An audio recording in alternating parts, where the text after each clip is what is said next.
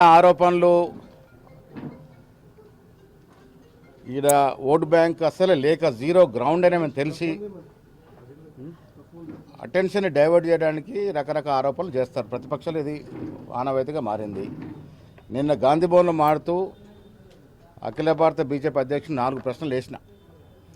8 మంది ఎంపీలు 2 మంత్రులు రాష్ట్రం నుంచి 7 ఈ 12 ఏళ్ళుగా ఏమేలుగా పెట్టారు ఈ రాష్ట్రానికి.